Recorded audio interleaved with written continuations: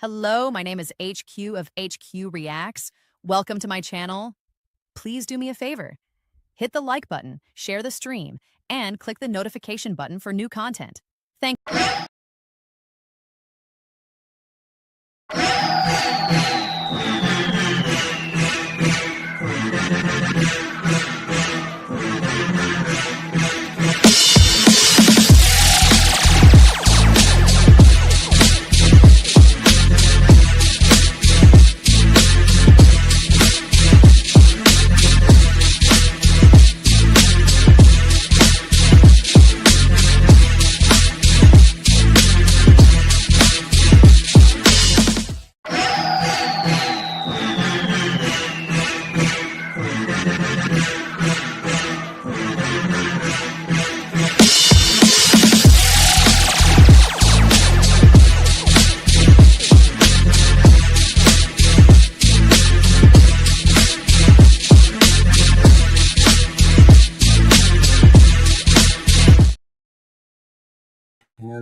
Hello. I be on some other ears sometimes. I forget sometimes that I just have to pull this stuff together.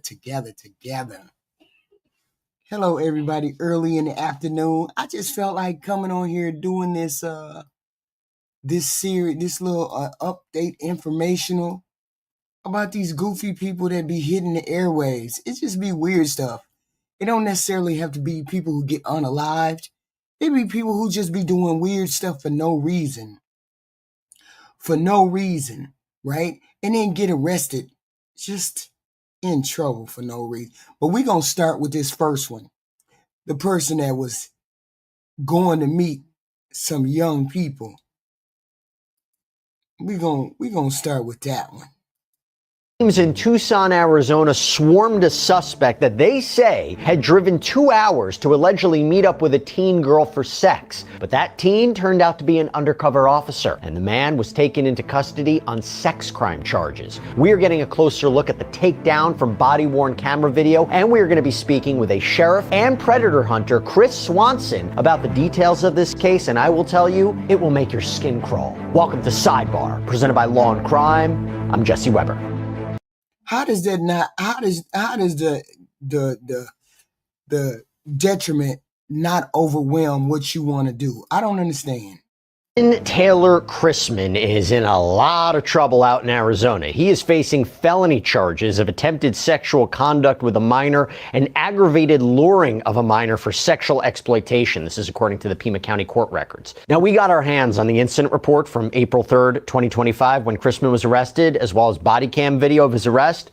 We got to talk about it, but I will tell you, this video came to us blurred by Tucson police, but you can still see and you can still hear what's going on. Police, stop or else in the dog. Get down. Get on the ground, yeah. On the ground. Put your hands out. So, how do we get here? Okay, talk about it. I want to bring in friend of the show, always happy to see him, Sheriff Chris Swanson from the Genesee County. So good to see you, Chris. Thank you. Now, just give everybody a 360 here, because where are you right now? Let everybody, you have the best views of any guest and the variety of views. Look where you are right now.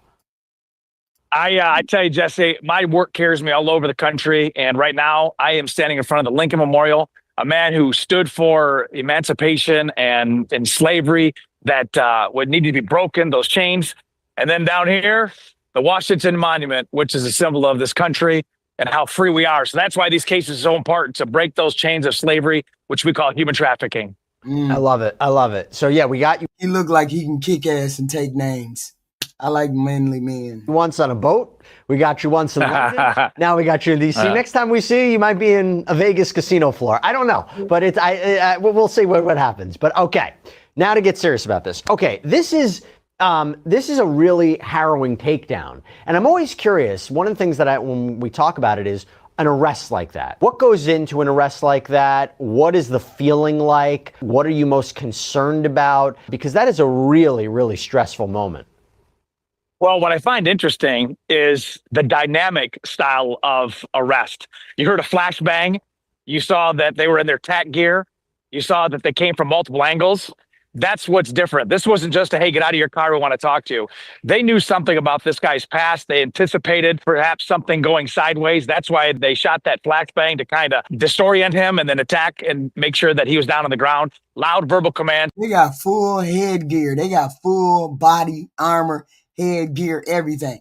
What was this dude's past that would make them put all of that on just so you could take this guy down? What the hell kind of pass do he got that they would do that? And so this was all done very, very well. There's a raid plan. That's why they knew something. This wasn't going to be just your normal arrest.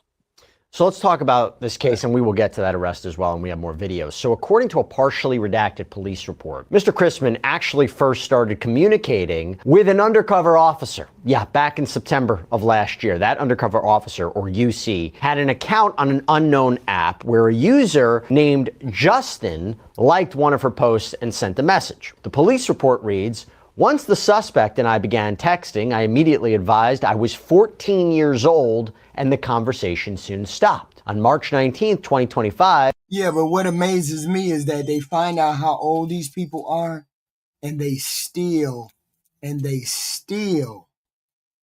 get involved, even though they understand what's going on by now. Once somebody tell you their age, once you know the age, then you know what time it is. You know you had the potential to get arrested. But they do it anyway. For what?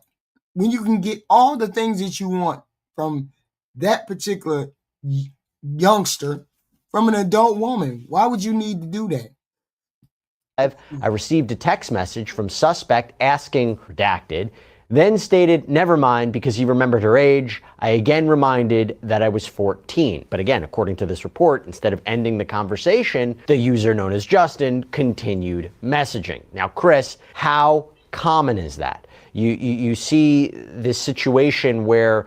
I think it's very common. I think the obsession for it, the obsession to do it, overrides the logic.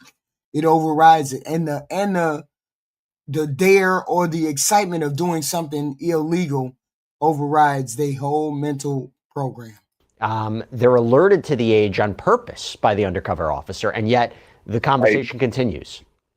And that's why you bring up a great point. There's so many different times that this person could have just stopped communicating. They realize, all right, this person's 14 years old, underage. I need to stop. He re-upped the conversation. And then he kept it going for weeks and weeks until he was arrested. That shows premeditation. That shows that the predator-prey relationship is real. Is there a specific way to conduct this communication, to conduct this conversation? And I believe sometimes this shit happens, very gradually. It happens more than what we think. Because I believe these men who prey on these young girls, they do it by flattering the girl. That girl don't seem. How you think some of these young girls be pregnant? Some of these young girls be having babies at 13 and 14 years old.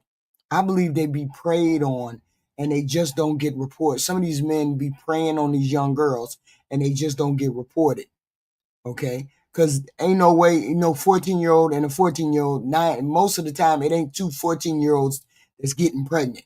It's usually a 14-year-old girl or whatever, underage girl, and then an adult male. Wow. In an undercover operation, so the subject is not alerted to what's going on? Do they adopt certain language or slang or terms of younger people? I mean, how do you make it real for the suspect? Because if someone says I'm 14 and continues the conversation, I wonder if people are like, this seems awfully suspicious. Why are they telling my age? Why do they? What do you do? What's that? How do those conversations happen? That is an amazing question, because none of these cases would be what they are without chatters. They are the key to the investigation. That means you take police officers and detectives who are moms and dads and people who have families, and they go into this dark, deep hole and they communicate with these predators enough that those predators think that's a real 14-year-old. That's how good they have to be. And that means the language, that means the trends that are happening, and really what's happening, not only just in those communications, but also what's happening in social media. Because a lot of these predators will throw out test baits. They'll throw out a question or some kind of an abbreviation. If you're not up to that, then they're going to call you out. That's how good these chatters are. And they have to be that good. Otherwise, you're going to lose this case. By the way, have you had a situation or seen a situation where the suspect says to the undercover officer, "Are you a cop?" What happens then? Yeah, and it's fair to say no. They say that all the time. Are you the police? And then our response is, no, are you the police? And then it goes past. This is no different than working undercover narcotics. Right. When I was in drugs, we don't tell the person that we're buying or selling, hey, by the way, I'm the police. That's why it's undercover. There's no expectation that we need to disclose who we are in these kind of cases. Supreme Court has upheld that. That's why when they ask, no, are you a cop? And then you just continue on. By the way, you know why we're able to bring you stories like this and stay on top of the stories that we cover? It's not only because of the amazing support. He gonna do his advertisement.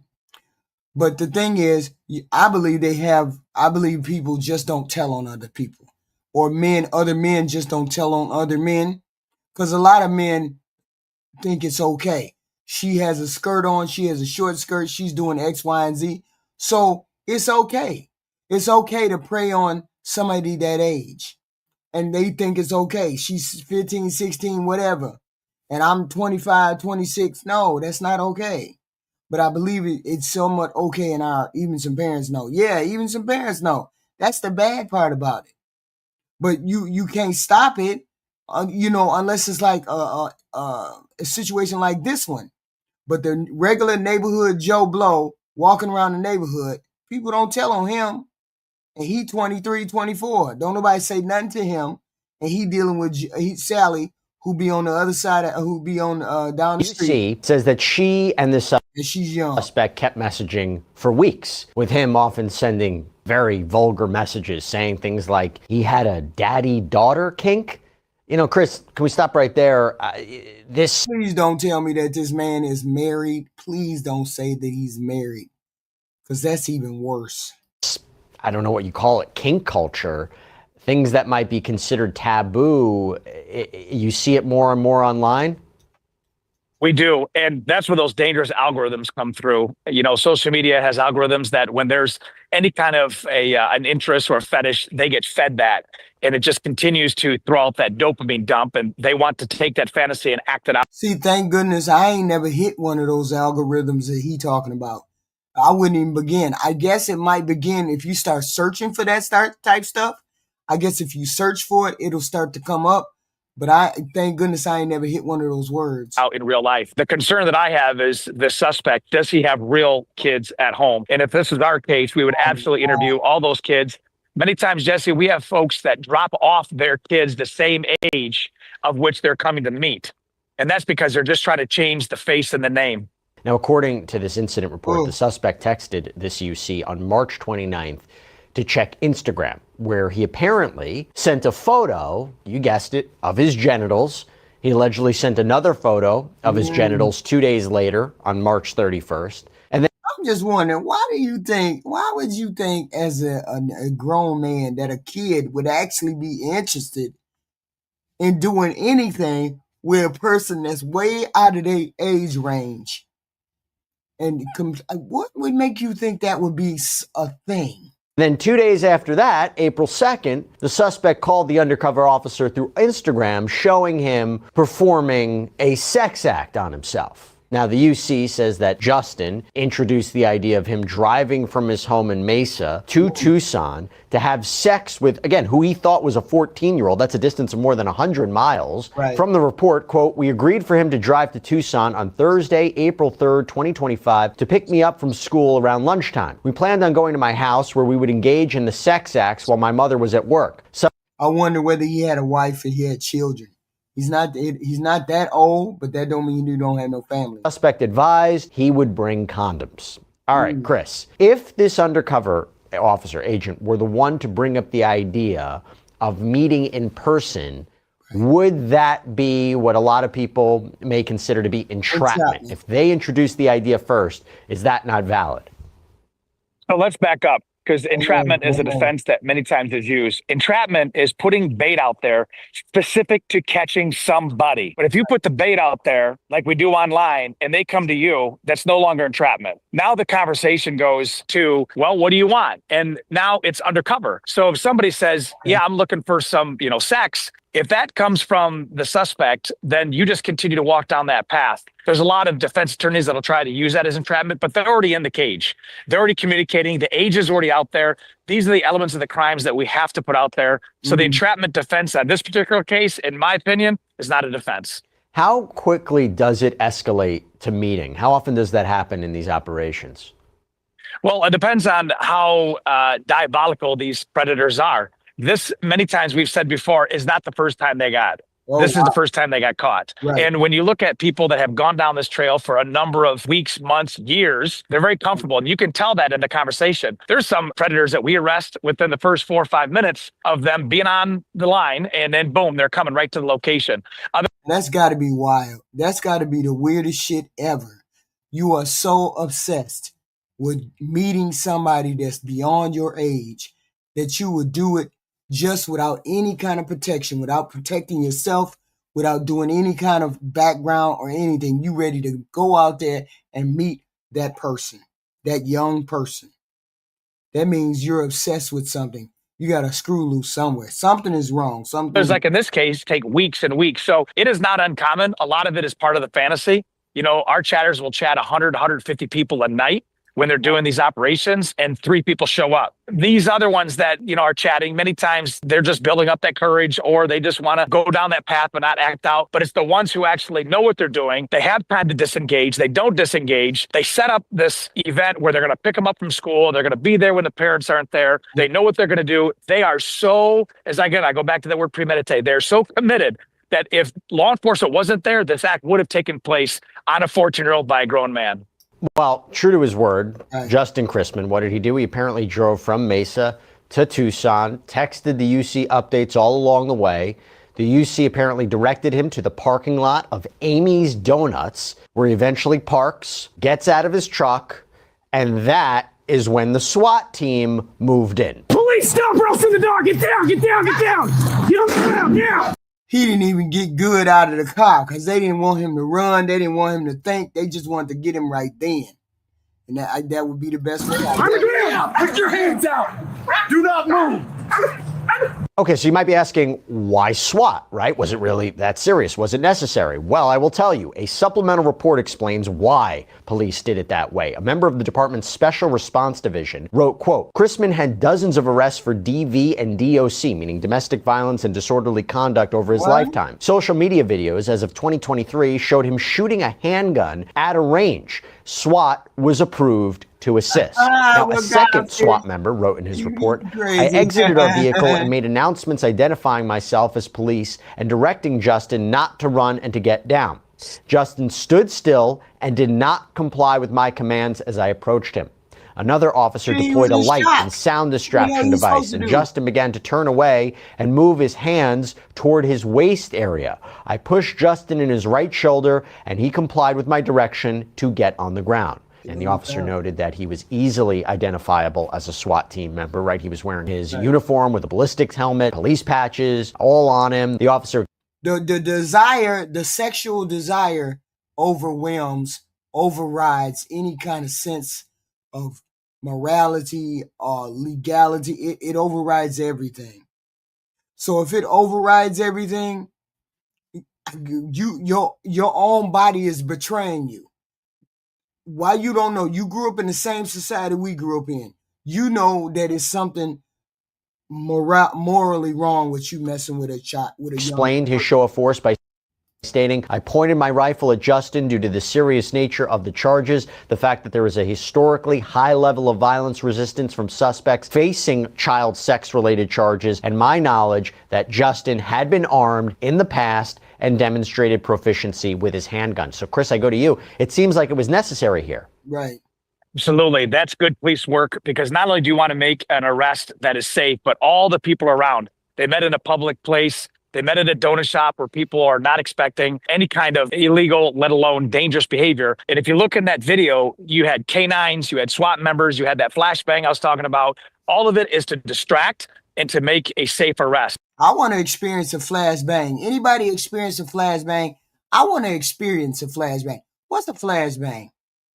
They did their investigation to find out this guy's got history of domestic violence, disorderly conduct. He's a big dude. You didn't know what he had on him. That is what you have to do, because if things are not planned like that and they do go sideways, the first question that people are going to ask is, well, why didn't you take better precautions? So it's better to take all the precautions and have a safe arrest than wish you had and people get injured. That was done right. You know what I thought was interesting is they say when it almost looked like that shit they had on, and they went through the apartment complex up in where they went up in and got them kids out and put them in zip ties. Almost looked like the stuff they was wearing when they went up in their house. dealing with people who are being arrested for child sexual related charges, there's a history of violent resistance. They've seen it before. I guess it's different if you're trying to arrest somebody for tax evasion or something like that. But I guess the point is, have you seen that? Is that true? People who are accused of, you know, very serious, very humiliating, the accusation in of itself, they may never recover from. Do you see that? Do you see more violent resistance in these kinds of cases? I think it's better said that we see a number of emotional responses, from completely passing out, defecating on themselves, stiffening up, resisting, immediate crying, immediate denial, trying to run. There's no other arrest that we do that shows this array of emotional response. Yes. By the way, people might be saying, okay, how do you know you have the right guy? Well, according to the incident report, an officer called the cell phone number that was associated with the Justin profile, and Chrisman's black iPhone began to ring. You one of those. You one of the PDF files. You one of those. So we get to the real goofy. The one, but this is not really a goofy because you really can't tell what's going on with this one. You really can't tell because this is just a very recent. This is just recently happened. So we're gonna put this on the screen. This is our guy. Known for his hulking muscles, his training regimen, his caring spirit, somebody who was loved. He was stabbed over and over and over again. And apparently this attack started while he was sleeping. And despite his efforts to crawl away from the frenzied attack, he was found dead. Police say it was his own wife who was the one holding the knife. And as new details come out about possible motives and what she was allegedly doing beforehand, we try to make sense of this entire situation with forensic psychiatrist Dr. Daniel Bober. Welcome to Sidebar, presented by Law and Crime. I'm Jesse Weber. 41-year-old Walter de Vargas Aita was a champion bodybuilder from the city of Chapecó in Brazil. According to reporting from Universo Online and the New York Post, he represented his country in bodybuilding competitions around the world. He was a 5-time state champion. He was even at one time a World Fitness Federation runner-up. He worked as a personal trainer. He shared his workout routines online and in person, but everything came crashing down in early September, because that is when Brazilian police say Walter was stabbed nearly 24 times, and the attack started while he was in bed asleep. During a news conference, police released new details about the suspect. That suspect? Walter's wife, Andrea Carvalho Aita. And you will not believe what she is accused of doing in the lead up to Walter's death. So the two apparently got married in 2021. This is according to Universo Online. But they apparently had a rough, tumultuous relationship. Santa Catarina civil police say that Carvalho... See, that's why I don't understand how people get... You get into a relationship and the relationship becomes violent, or the relationship becomes toxic, or the relationship becomes unbearable. And yet you stay. You stay, or you go even further into the relationship and you marry the person, knowing full well you don't like people going upside your head. I don't like people going upside my head. So I wouldn't marry nobody that had went upside my head before I got married to them. They don't have to go upside my head one good time. That's all it takes, one good time. That's all. I'm going to vamp on your ass. I'm going to get right away from you. But yet and still we have millions and millions of people who get married, stay in relationships, and they getting their ass whooped. Was she getting her ass whooped, or was he getting his ass whooped? That's the question. We don't know. Aita was convinced that Walter was having an affair. although it's unclear if he actually had been unfaithful in the relationship or she just suspected this. However, a friend of Walter's, identified as Camille, told outlet ND Mais that she was surprised when the news came out about Walter's death, not only because of the heinous crime, but because he had apparently said he was single. Now, police say that on Wait a minute, is that the way a body is supposed to look? Is that the way the body is supposed to look? September 7th, Walter was sleeping inside that apartment that he shared with his wife when she allegedly started stabbing him repeatedly with a large knife, according to the New York Post and Globo. During their news conference, police revealed that neighbors had heard cries for help, with one person claiming they heard him yell, "My God, why are you doing this?" This is per reporting from ND Mais. Okay. Now, Universal Online reports that at least one neighbor had claimed that she saw Walter stumbling out of his unit into the hallway, apparently naked and bloody, and saw this through a peephole. According to the New York Post and ND Mais, investigators say that Walter was stabbed 21 times, and that he had apparent injuries to his face, his head, his neck, arms, legs, chest, abdomen. When he got out of bed to try to get away, the New York Post has reported that police believe his wife followed him, continuing to strike him, with a massive trail of blood leading out into the hall.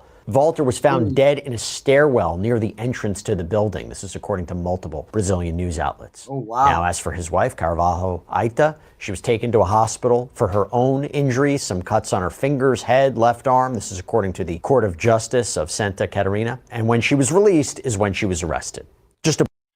Now, my thing is, they didn't arrest her in the hospital. Okay, fine. They had to do their little investigation. Here's my thing. What did the man do? What did the man do that would put you on the path to putting him in meeting his maker like that? What did the man do? He apparently was sleeping. He wasn't no dangerous threat to you while he was sleeping. So why would you attack him in his sleep? And he had no defense.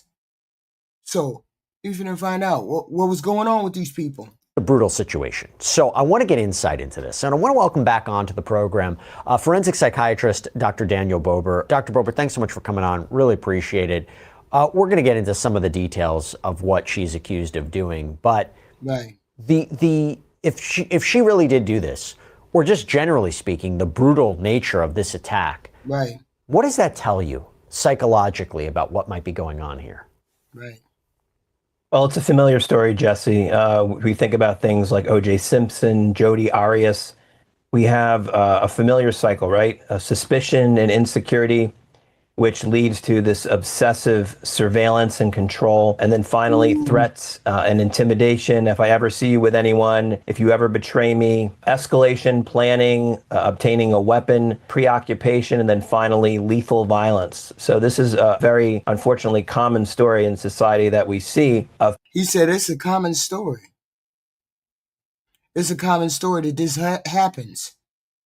But what made her, do the stalking, get a weapon, do all of these things? What was the switch that got flipped? We don't know what the switch was. That's the thing. Pathological jealousy. Now, you brought up an interesting point, which is, did he actually commit infidelity? Well, it turns out that's not critical for the diagnosis. Usually the diagnosis is associated with a delusional disorder, but anytime the focus is irrational, excessive, disproportionate, extreme. Okay, so now they're trying to say she on that goofy bandwagon. But why is she on the goofy bandwagon? I mean, was she on that goofy trail before that night? Did she kill her? Or did something snap inside her head? Let's see. It moves over from jealousy, which is an appropriate reaction if you believe your partner is committing infidelity. Then it becomes pathological. It's irrational, it's excessive, it's disproportionate, and results in extreme behavior, as in this case. That's interesting if you're talking about what she believed. So assuming she did this, if you had the opportunity to interview her, what kind of questions would you ask? What would you want to know from her? I would want to know, one, does she have a history of mental illness? I would want to know. Which is what I said. Did this manifest itself before this happened, or did she always have a cougar bird? No, is she using substances?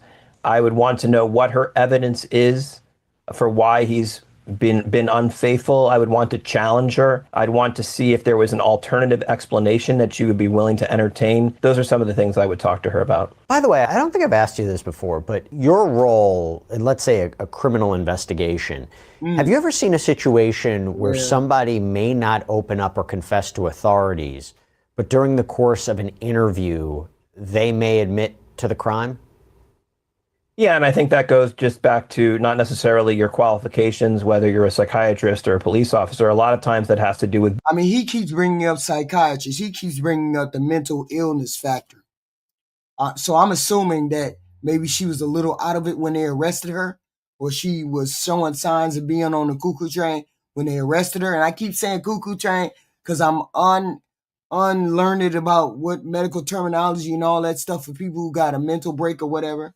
Building rapport, trust, making them feel like they're being validated. I think they're much more likely to open up to you in those circumstances. Right. Let me talk about the evidence in this case so far. So I want to talk about some of the digital evidence that the civil police uncovered. According to Universal Online, investigators apparently found messages between the couple in which this wife had threatened to kill her husband, even including knife emojis in some of the texts.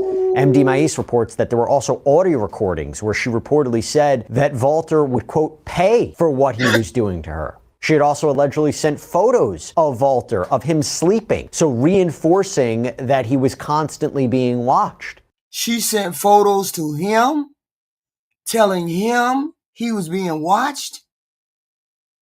This is wild. This is wild. She sent him photos of himself sleeping. We should have told him that there was something going on with her, because that's not normal, not at all. Somebody sending you pictures of you sleeping. Civil police also alleged that she had drilled holes in the walls of the apartment to watch him, to see what he was up to. Dr. Bober, if that is true, and we talk about escalating behavior that, allegedly ended with this brutal attack, right? What does that tell you?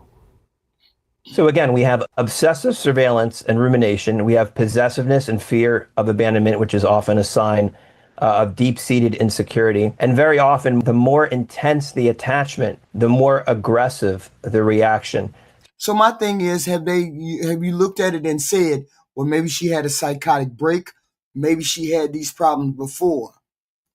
If she had these problems before, he was living with this. He must have been living with this. Well, he was living with this craziness anyway. So in these types of relationships, and we've heard about them probably even through friends of ours that are very intense, they often tend to be very unstable. And those are the ones that have the unfortunate tendency to result in violence. So we have this threat control cycle where it starts off with anxiety, these betrayal fantasies, and then finally it goes from anxiety and insecurity to threats of punishment. And you have these pre-homicidal warning signs, like the letter that he wrote that said, if anything were to happen to me, this is the person who did it. By the way, you know why we're able to bring you stories like this? Not only because of... Wait a minute, when you get to that point, when you get to the point where you writing letters to family and friends, and saying, if something happened, then this person did it. When you able to write letters like that to family and friends, you should know right off the bat. You should know right then that this person is unhinged, and you should get away from them. But 1 in 5 adults got mental illness, experience some kind of mental illness. Okay, so and there's a lot of couples that are married to people that are mentally ill. But I didn't know it was that many people. Have depression, bipolar disorder, schizophrenia. Got all kinds of wild shit going on. Okay. And that kind of shit stresses a relationship out. And so he was like, oh shit. No. You got to get away from people like this immediately. By clicking the link below or scanning the QR code on screen. Immediately. You can't be dealing with that. By the way, she also allegedly communicated with some sort of artificial intelligence, some AI, relaying the problems with her marriage to some sort of chat bot. So Basia Noticias reports that message logs obtained by police show her talking to this bot about her symptoms of depression and feelings of frustration and suspicions that her husband was cheating on her. You know, Dr. A lot of people, when they depressed or having depression and things like that, the whole world is caving in on them. They usually have a problem with maybe offing themselves. But apparently she took him out of there. But that wasn't the object of her depression. Bober, we've talked before here on Sidebar about AI and how people feel comfortable to ask this chatbot questions and relay personal information, almost like it's a friend. Are you surprised to hear this? I'm not in this day and age, and it's very concerning to me. I keep telling people all the time, AI is not your friend. AI is not your therapist. AI doesn't act with intention because AI is simply a language prediction model. It is designed for reinforcement, social engagement, and to keep the conversation going. So if you're relying on AI for advice, you're making a huge mistake. And it's you can rely on AI for facts and data. You should be able to rely on it for facts and data. It'll come up with facts and data. But if you ask it for the opinion, or you ask why this happened or why that happened, you shouldn't be doing that. Or relationship advice. obviously can be incriminating evidence, right? I think that's coming up more and more, that what you put in there, it's similar to Google searches that can come back in a criminal case and really hurt someone. Now, despite Walter's extensive injuries, the civil police said that this woman admitted to stabbing him. However, she says it was only 3 times. This is according to the New York Post. She claims she was acting in self-defense. She claims that he had the knife first, but she was able to get it away from him. I will tell you, authorities weren't buying it. And let me ask you, Dr. Bober, about that. Self-defense cases, domestic violence cases, wouldn't be the first time that we've seen those. What would you be looking out for to see if this was or was not a legitimate case of self-defense? Well, listen, I don't buy it either. You have to look at the physical evidence. You have to look at the fact that there seemed to be a lead up to all this, a crescendo, if you will. And that doesn't necessarily prove it definitively. But again, at least in the United States, we're talking about beyond a reasonable doubt. So certainly a defense team would try to present an alternative theory. But given the obsessiveness, drilling holes in the wall and given the way she given the way she done went nuts on him, of course, Ty, of course.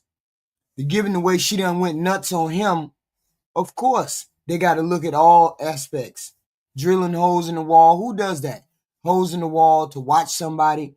That's some kind of conspiratorial thing, and it's inside her head, which means there's some mental, maybe a goofy thing going on, some mental illness going on. Watching him, sending the text messages with the knife emojis, all this would be highly, highly difficult to overcome. I want to talk about that letter that you mentioned before, because it seems that Walter was aware that his wife could cause him great harm. The Post report. Yes, he was aware, but he thought he was a big enough guy that he could deal with it. A big enough guy that he could deal with it. So this is what happened. Okay. That he told her he planned to write a letter explaining that if he were to be found dead, it was his wife who did it. I will say, apparently police couldn't find any such letter. But if that's true, and you're talking about somebody who has a... You got to make sure you do it 24 hours in advance. Try to go, you've already got the permission for it, Ty, right? Permission to go live, right?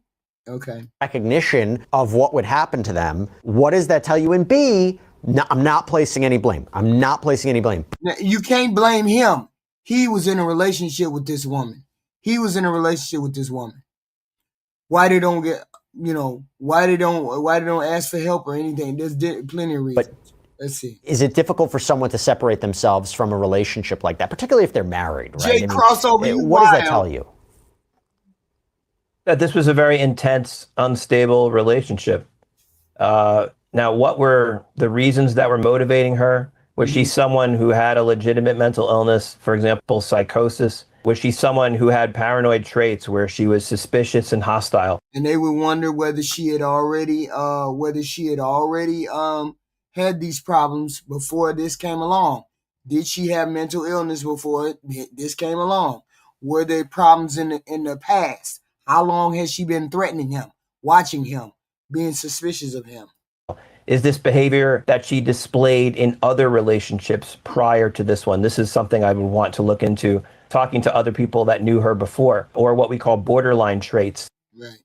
Again, emotional instability, fear of abandonment, this so-called black and white thinking, acting impulsively, going from idealization to devaluation. These are all what we call borderline traits, and they tend to be very intense, Right. unstable, labile type relationships. Is there any way to reason with somebody like this? Again, assuming all this is true, if you're in a position where your counterpart... It could be paranoid schizophrenia. It could be all kinds of things. They just haven't released whether she is that or not. Is this woman. How do you reason with somebody like that? I mean, I think it's someone who needs professional help, but there are types of therapy. For example, if it's borderline personality disorder, called dialectical behavioral therapy, or DBT, that can help with someone like this. Obviously medication, but it's probably something that she came into the relationship with, and her partner may not have known how to deal with it. She could have gotten professional help, but unfortunately it didn't happen. Now, Okay, so he thinks she came in a relationship with it. So he thinks that she had it when she got involved with this man. Because I don't think they really said how long they had been involved. But why is it that these people don't get help? If you're in a relationship and your person is off and whatnot, and you just don't know what it is, why don't you? And some people self-medicate. Some people medicate with pills and drink and alcohol and all that stuff. So if people come in a relationship with these things, why don't you get help for your person? What's the reasons why you can't or won't get help for your person? I think it's a lack of denial. You're scared. Maybe you financially twisted up into this thing. It's just many issues. There's many reasons why. Stigma. Many people hide mental illness, so you probably would never have known if you got involved with her and she thought it was under control. So by the time you got involved with her, it was all over. And then when you married to him or whatever, you fear treatment could get you thrown out, get the family broken up, trust, all kinds of things. And voluntary committing a person anyway in the United States, it requires proof that the person is a danger to themselves or others, or they're unable to care for themselves on a basic level. So apparently she was able to care for herself. She was living with him, okay? Merely being mentally ill doesn't get you locked up, okay? It just don't get you locked up. But most people deny that this person has something going on. And most people don't know how to recognize mental illness. So I will say, in a shocking twist, okay, this apparently is not the first time that this woman, Andrea Carvalho Aita, has been accused of a very serious crime. Local reporting says she was actually convicted of attempted robbery with violence and was given an 18-year prison sentence. She apparently appealed that conviction. It was upheld in 2023. The prison length was reduced, though, to 15 years. But by the time the appeals process wrapped up, authorities couldn't find her. She had an active arrest warrant when she was taken into custody for Walter's murder. And according to ND Maes, if she is convicted, she now faces 12 to 30 years in prison, and it seems on top of the 15 that she was supposed to be serving for the robbery conviction. That adds a whole other layer there, Dr. Bober, doesn't it?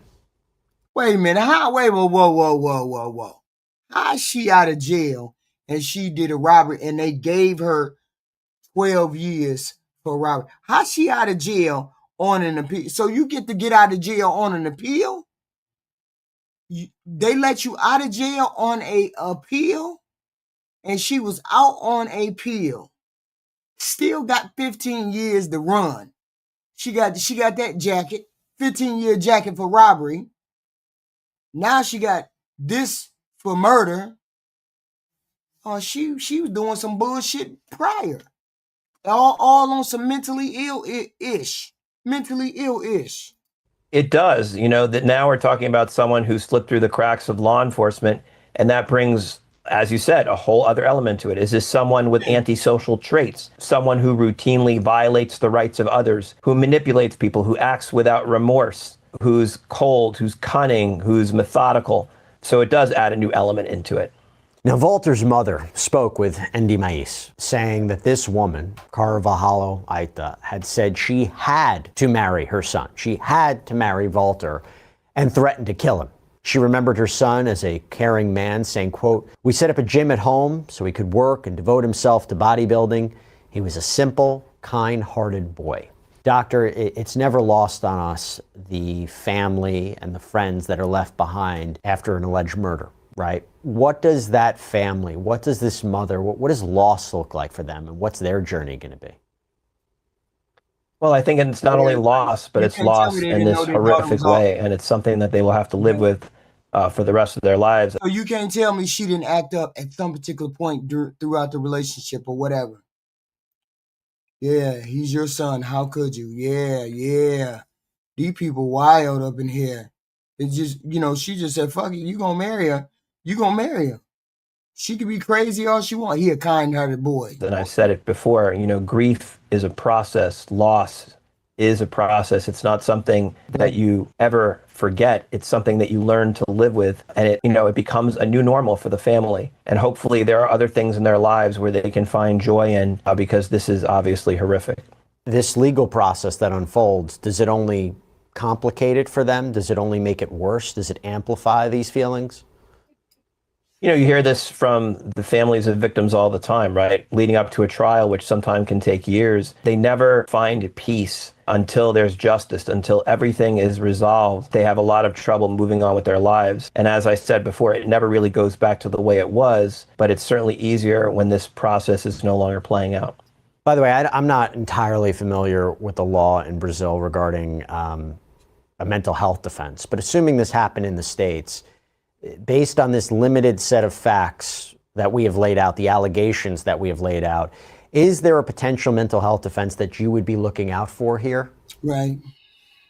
I guess, a defense attorney might turn to an expert like me and try to say that she had some kind of extreme emotional reaction. But the problem for them is going to be all the lead up that occurred to this, the text messages, the threats, the surveillance. It all makes it seem pretty pre-planned, pretty premeditated. One of the things they could say is that she was suffering from some form of psychosis and she was delusional and she had false beliefs. But it's going to be a very uphill climb for a defense strategy using an insanity defense.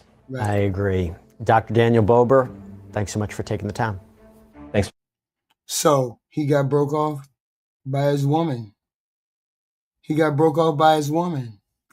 She failed at grooming her own son. That's why she had to threaten his life. She was a very weird. That's crazy as hell. Here's the thing. We give you the tools, right? The most important thing, most important lesson that you take out of this is, well, you already know the lesson for the PDF file. PDF file, stay out of young kids' faces. That's the warning I can give you. Because people might be hiding in the bush with cameras to get you. So stay out of kids' faces and stop doing that kind of weird shit. But if you find yourself married to a person like this woman, married to a person that you don't, I wonder if he knew her past. Did he know her past? Was she mentally ill before they got together? Did some kind of psychotic break happen? Okay. More importantly, if you find yourself married or in a relationship, okay, it's a new avoid scrutiny tactic like racism and shut up. Okay, what do you do if you find yourself married to a person like this? That's a wild and heavy question, right? And a lot of people face being married to people, who have these issues, okay? When it's untreated, severe mental illness can leave you on pins and needles. See, I would worry about waking up in the middle of the night and somebody standing over my bed. That's what I would be worried about. I mean, that's just me, right? Because I would be exhausted all the time. I'd live in fear all the time. I just could not do it because it would just have me in a heightened state all the time. And realistically, there's a couple things that you need to do. You need to understand what the fuck you're dealing with. When you're married to somebody like a person that's erratic behavior, erratic, aggressive behavior towards you, all kinds of things, you need to know what you're dealing with. Okay, you need to know that. You try to observe the patterns, figure out the patterns, what makes the person react, what makes the person have swing. Write down those behaviors, episodes, whatever, threats. He had text messages in which she threatened him. Especially those kind of things you should keep track of. The violence or the neglect. Look for the triggers, cycles, manic depression, swings, paranoias, all those kind of things. Substance abuse, withdrawal. As I said, a lot of people self-medicate with alcohol and drugs. This will help you later if you want to commit them or have them committed in some way, shape, or form. I don't know how hard that is to get somebody committed, but I do know if they are harm to yourself, because that dude that was on the train who stabbed that young girl in the neck a couple times, he should have been committed. But what the hell happened? Okay.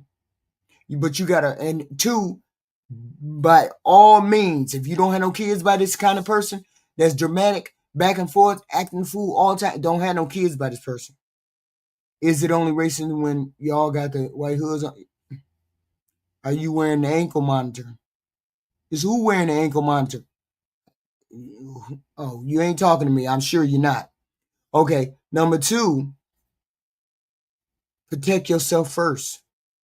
If there's any kind of threat, aggression, it don't matter whether they got mental illness or not. When a person threatens your life in any way, shape, or form, you should have a plan to get up out of there. Pronto. Okay. You know, you won't even, that's right, white man. 2 years later, you wouldn't even remember what they look like. Okay. If there's a threat or any kind of aggression, make a safety plan. Have a trusted friend or family member that you can stay with. Have some place you can go where they wouldn't know where you were at. You got a person at work that you friends with at work, but your spouse don't know. That's a person that can help protect you. Make sure you have an emergency bag somewhere where you can get it. Know you have the local crisis lines and all that good stuff. And, you know, it's always good for people to have their own money. It just is what it is. People, men be like, you don't need no on your money. Yes. Men need their own money too, just in case this happens. Okay. Just in case this happened. Okay. I had racist of color judge released him because he was that same color.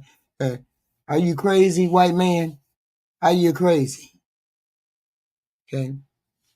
So this is the third thing you can do. Get outside support for you. Contact a therapist or NAMI, family group, support group, specialize in helping abusive spouses. Okay, who deal with people who have mental illness. They'll help you separate what's their illness from what's become your burden or your problem. Okay. This step isn't about abandoning the spouse, okay? The local church too. It's about stabilizing yourself. You got to stabilize yourself as soon as possible. And I really would think something would be, I would really question your judgment if you had children in the relationship and you didn't protect those children first. That's just me. I'm willing to do whatever I got to do in order to protect the kids, because the kids can't protect themselves. Okay. So encourage them to commit themselves, but don't force the treatment unless there's some kind of danger. Right now, it's crime. It's crime. Okay. You can offer help, but you can't make them want to take it. If they refuse to help and you believe you're in danger or the children are in danger, you need to start the evaluation process. Yeah, I used to work at shelters and jails. I used to do all of those kind of things. Yes, that was the career that I chose: working in shelters, working in prisons, those kind of things. Okay. So if they refuse to help and you believe you're in danger, start making a plan, putting stuff together. And it all depends on your state laws too, because you can't just you just can't commit somebody. You got to have things in place before you can commit them, right? And there are emergency holds if a person is severely psychotic, suicidal, or violent. It is, okay? But you got to know what the procedures are in your state in order to get away. Okay. And a lot of people don't have a lot of money, don't have a lot of money, but you gotta figure out, once you figure out that you are married to, or you're married or in a relationship with a person that may harm you in any way, or are harming you in any way, you got to make an escape plan somehow, somewhere. Be prepared to make some very hard decisions. If things don't improve in those relationships, you may need to decide between staying in the chaos or leaving for your own mental health. Me, I'm up, out. I'm up, out. First time you do something crazy or say something crazy, I'm up and out the minute you do something crazy and say something crazy. Okay? Separation or divorce doesn't mean you stop caring about the person. That's for sure. It can be the healthiest thing that you can do for yourself and the children, is to be able to get yourself away from them and commit them, because that may take time. It may take time and burden off of you. And that's the healthiest thing for them. So that's the best thing that you could possibly do for them. And the number one thing I tell people, or I used to tell people, is don't try to fix nobody. Don't try to fix nobody. Don't try to force nobody into doing what you want them to do. Don't try to force nobody into accepting bad behavior or dealing with people on that level. Don't try to force them, okay? Because you don't want to deal with that at all. Because people gonna do what they want to do. I didn't get no likes. Why I ain't got no likes in the chat? What's going on? I need some likes from you guys. I need some likes. Hit the like button. Hit the like button. Share button. Subscribe if you can. We have all kinds of things going on here. Not necessarily racial things. It could be any number of things that we have going on here every day. Okay? Every day. So my thing is, please like and subscribe and do all those good things, right? So, what was I saying? Yeah. I was saying you cannot change another person. Okay? You cannot make them take their medication. You cannot. When somebody continuously believes that you're cheating, you're doing something out of the ordinary, X, Y, and Z, you have to stand back. And you can't keep denying everything, okay? Mental illness requires consistent professional help, treatment. This young lady right here, she offed her husband. She offed him, but she already had a record prior to that, okay? She had a record prior to that from robbing a bank. How do you explain that kind of shit? How do you explain that kind of past? And I get it. Every person deserves to be in relationships. I get that. Most people deserve to be in a relationship. I get that. But how do you explain to somebody that I'm facing 15? How do you marry a person knowing that you are facing 15 years and you don't tell them that you're facing 15 years? Okay?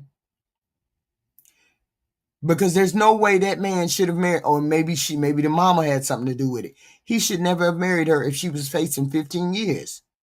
What is he? Is he about 5 foot? Is the man 4'1" or some shit? And we can't see it? Because he had other options, I'm sure. If he can walk upright and shave his fucking back, and he can shave his fucking back and his ankles and shit, he got options. So why did he marry such a woman? Okay. I'm saying to you, your role in these kind of relationships is to encourage them to get help, protect yourself, and don't be destroyed by this mental illness. Okay? And that's a lot of people's problem. They don't understand. It's your responsibility to make you happy. It's not your responsibility to make somebody else happy. and to the detriment of the other people. Okay. Narcissists are always trying to cause their victims to question. Yeah, that is big Chris. That's the freaking deal. Even people that don't have mental illness be trying you. They be trying you. Like I'm the crazy one. Like I'm the one. I don't see what you're doing. Like you trying to make me think I'm goofy. That's what I don't like. I don't like people trying to gaslight me. You trying to make me seem like I'm crazy. Okay. And that's the whole shit. That's the whole shebang. Being accountable, everybody can be accountable for their own thing. I'm going to be accountable for mine. The minute I find out, I hear something odd, I do something odd, and a lot of people, these white trolls are very, very narcissistic. I don't know. What's going on, white man from town? What in the hell is going on? I'm just trying to figure out why you come in here with the racial stuff. We wasn't even talking about the racial stuff. We were talking about this particular death of these two and this pedo. We weren't talking about none of that. We can get into that. We can get into that on another day. Y'all always saying y'all don't want to talk about race. Y'all don't want to get involved with race. Y'all don't want to have a conversation about race. But the minute we ain't talking about race in any way, shape, or form, you walk in the door talking about race. That's not what we talking about today. Besides, Ty Pro racist as fuck. Ty Pro. He mad. He's sleeping in a box next to Star using it. Ooh, y'all wild up in here. Y'all wild. But this is the presentation. This is the report I wanted to do today for crime and all that kind of stuff, because sometimes we need it. We need a break from the race stuff. We need a break from race stuff. We need a break sometime. Today was the break. Apparently it's not the break, but we're not going to have it. We're not even going to do it. I will be back at 7. Wait a minute. It'll probably be 8 o'clock. I'll be back at 8 o'clock for the Kevin Samuels information. For the Kevin Samuels, we're gonna have the 304 to the Housewife show. Okay, we're gonna have 304 to the Housewife show. I appreciate y'all. Where are my likes at? Where are my likes? I need you to hit the like button right now. Everybody hit the like button right now. I need you to hit the like button. I need you to share. I need you to subscribe. That'd be amazing, because I bring content like this every day. You lost your best leader. He wasn't my leader, white man. I'm a woman. That wasn't my leader. I didn't, it wasn't my leader. I don't have a leader. I stand 10 toes all on my own. No leader needed, honey. No leader needed. So I will have a conversation about him and his conversation with the ladies. Some of these things at 8 o'clock. It'll be 8 o'clock. So I appreciate y'all. Please hit the like button. Please hit the subscribe button.